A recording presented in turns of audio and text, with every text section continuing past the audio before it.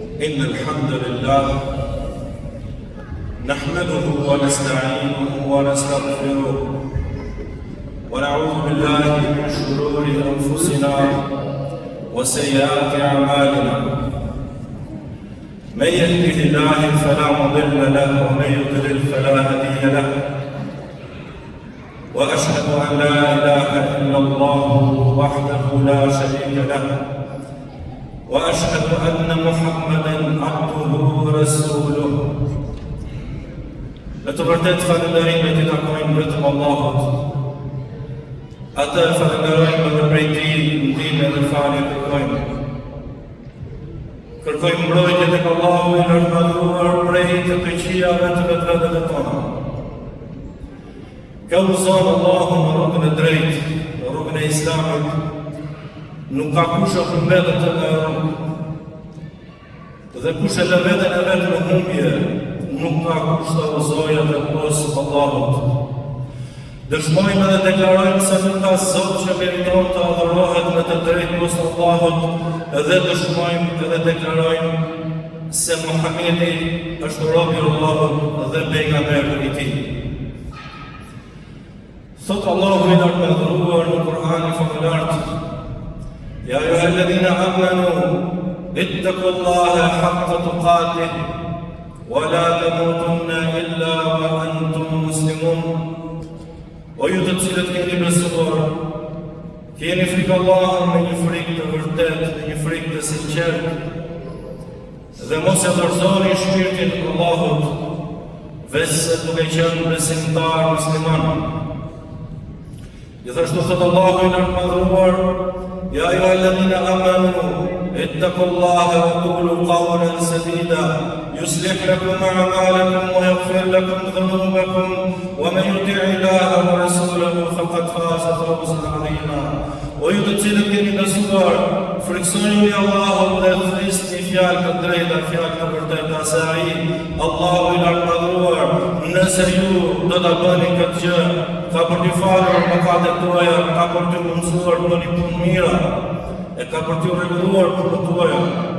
Dhe kush i binet Allahut dhe i binet të dërguarit të Tij, me të vërtetë që ka kohë një fitore shumë të madhe.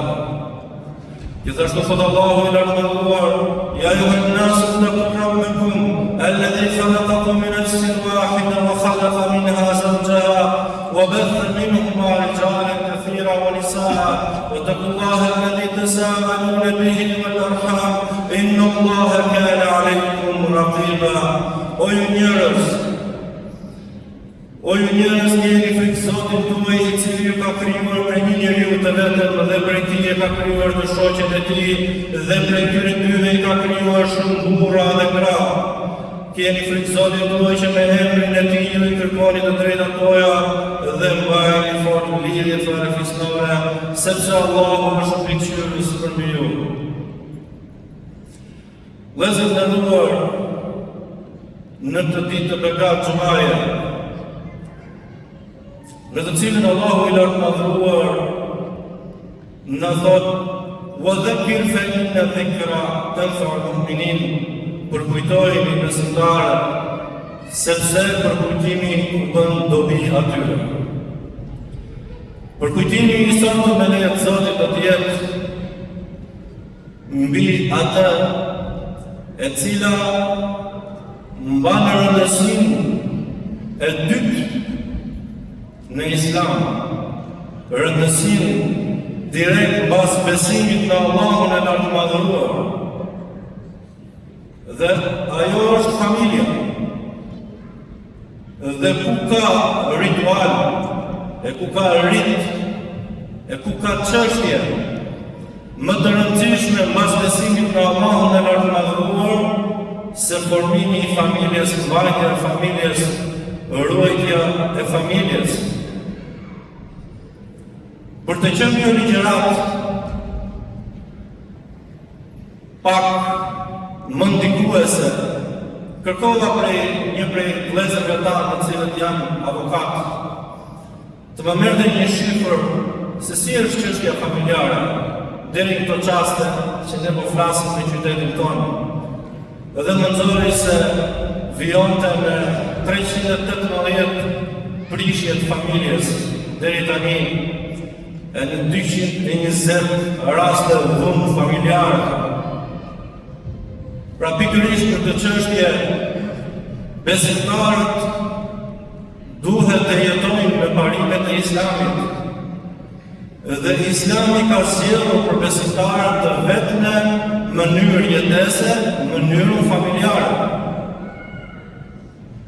Vëllezër të nderuar, familja është bërthama e shoqërisë së shëndosh. Familja sipas Islamit është institucioni hyjnor, origjina e së cilës rrjedh që në krijimin e parë të njeriut.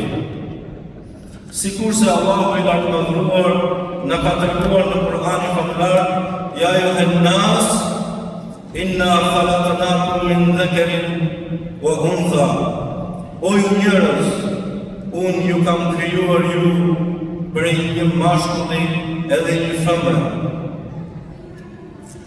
Sot ku të gjitha vlerat njerëzore janë lëkundur, ku edhe vlerat e institucionit familjes islame nuk janë përsyer, shprehet nevoja e madhe që vlerat e familjes të ruhen, që jeta familjare të kthehet në rrugën e saj të vërtetë.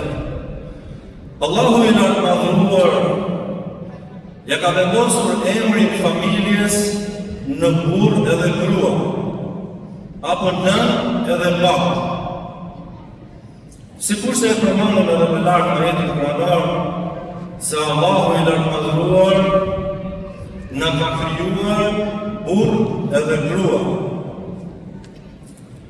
Familja përbëhet, sikurse e dini edhe vetë, prej disa anëtarëve, ku fillohet me nënën, me babën, me gruan, me motrën e vëlla, me fëmijë, e shumë familje tjera ndoshta edhe më gjerë akoma.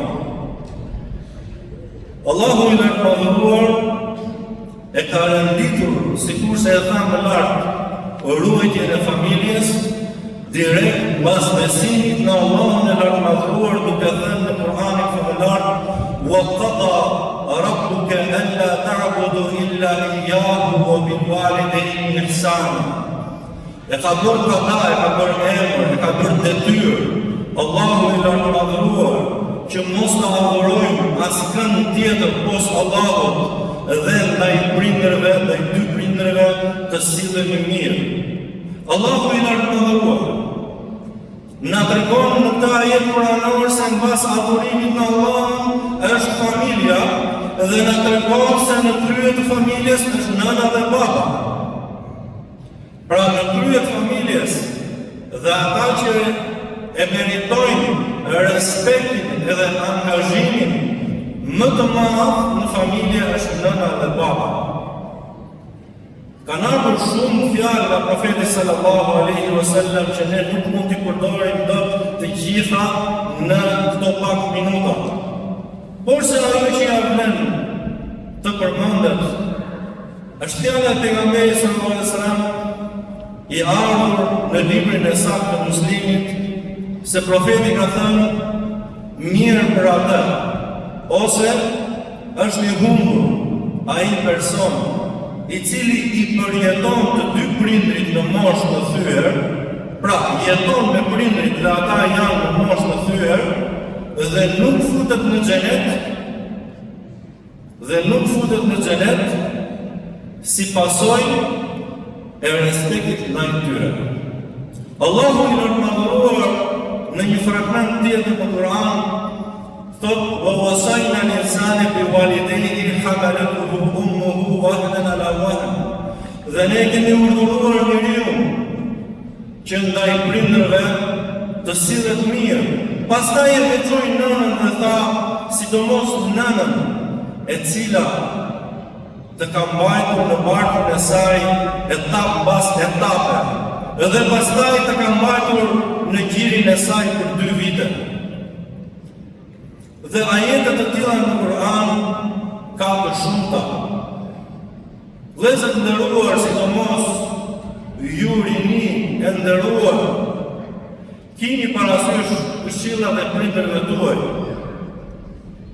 Mos u mundoni të gjeni 1000 arsye për të kundërshtuar prindrit tuaj, sepse ata dinë më tepër nga jeta, më tepër nga eksperjenca, dinë më tepër dituri.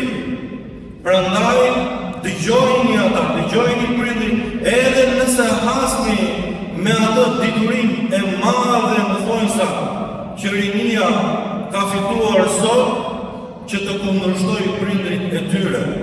Allahu i lartëmadhëruar thot në Kur'anin famlar: "Wa in jahadaka ala an tushrika bima laysa laka bihi shay'un fala tuti'huma wa sahibuhuma fi dunya ma'rufa." Dhe nëse ata prindrit të shtyn ty ti për shirk Zotit, nëse të shtyn ti të adhurosh dikën tjetër poshtë Zotit, atëherë mos e dëgjo këtë fjalë, ama kundrejt saj sillu me ta mirë dhe dëgjoj ata mirë dhe puno çka thonë ata, çdo gjë në të mirë. Vëllezër të nderuar, familja përveç nënë dhe babë përbëhet edhe burr edhe grua. Profeti sallallahu alaihi wasallam ka folur shumë për respektin ndaj gruas. Ka folur shumë për të sjellurit mirë ndaj gruas, që të trajtohet mirë gruaja. Ne nuk i themi dot të gjitha fjalët, por se disa prej tyre ne nuk i përmendim. Normal edhe për burrin, sepse shumë vllazëri thonë po fol pak edhe për babën. Kanë ardhur hadithe që flasin edhe për respektin ndaj babës, edhe për respektin ndaj nënës, që të gjitha hadithet flasin se kush i respekton futet në xhenet. Profeti sallallahu alaihi wasallam në një hadith të Tirmidhiut, në të cilin e ka saktësuar Sheikhul Albani, thotë: "Prindi është dera e mesme e xhenetit. Kush do e ruan atëherë, dhe kush do e humbet." Komentatorët thonë se në këtë rast me fjalën prindi është për qëllim babai. Por se ne sot të flasim për gruan në këtë hutbë, e kismet Zotit në hutbë të tjera edhe për respektin e gruas ndaj burrit. Profeti sallallahu alaihi wasallam në disa hadithe e ka quajtur dhe ja ka dedikuar emrin familjes në grua. Dhe kur ka përmendur familje, ka patur për qëllim gruan, duke thënë: "Më i miri për jush", pra këtë hadith e transmeton Ibn Abbasi, e ka nxjerrë Tirmidhiu dhe e ka saktësuar Sheikhul Albani, "Më i miri për jush është ai i cili është më i miri me familjen e tij, ndërsa unë jam më i mirë nga krejt ju me familjen time."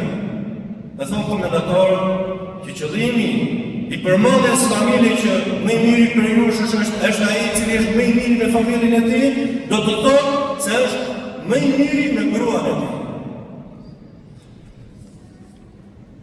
Gjithashtu pejgamberi sallallahu alaihi wasallam, duke treguar për vlerat e mëdha të gruas, respektin ndaj gruas, i hedh poshtë që të gjitha ato fjalë që përshpëriten në mesin tonë se ecmo se lejohet në një plan, në një datë lejohet. Kur e tepron lejohet në një plan. Kështu dëgjojmë ne me fjalët tona, kurse profeti sallallahu alaihi wasallam në librin e Muslimit thotë se Allahu i lartëmadhëruar thotë: "Mos i rrihni shërbëtorën e Allahut." Pra ky hadith do të më falni se thash e thot Allahu, pra ky hadith nuk është hadith kutsi, pra pejgamberi sa thotë: "Mos i rrihni shërbëtorët e Allahut." E transmeton Muslimi, dhe ky hadith tregon qartë se në Islam nuk ka rrahje ndaj gruas. Se nëse ti rreh grua tënde, ke rrahur nënën e dikujt tjetër, nënën e fëmijës tënde, ke rrahur motën e dikujt. Dietarët thonë se stabiliteti i mirësisë së një burri në Islam matet me sjelljen e tij ndaj gruas dhe familjes së tij. Gjithashtu dietarët të cilët i kam komentuar këto hadithe të cilat unë i thash më lart, thonë për kujdesjen ndaj gruas dhe familjes është test që në rast se kalohet, pra nëse në rast se kalohet, atëherë tregon për kualitetin e mirë të një besimtari. Edhe se Allahu i lartëmadhëruar, nëse një burr e kalon testin e mirësisë ndaj familjes dhe ndaj gruas së vet, dietarët thonë, kjo tregon se Allahu i lartëmadhëruar ka për t'i dhënë atij sukses edhe mirësi edhe në punët edhe ibadetet e tjera. Dhe po e mbyllim çështën e gruas me një hadith me cilën pejgamberi sallallahu alaihi wasallam e tha para vdekjes. Para se t'ia dorëzonte shpirtin Allahut të lartëmadhëruar, pejgamberi sallallahu alaihi wasallam i ka lënë ummetit islam dy amanete.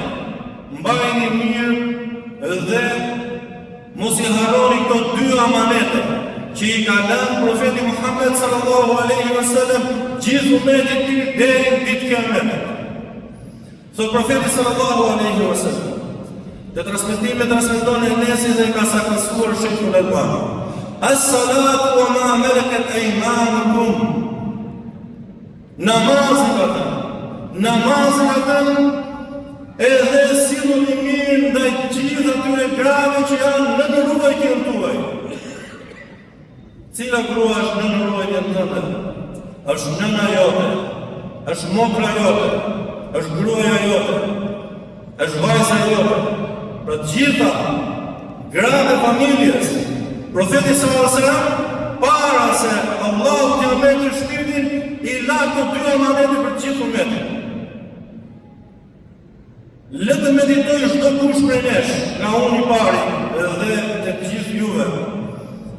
Ai kryen këto dy amanete profeti Muhammed sallallahu alaihi wasallam. Rregullsia ndaj namazit.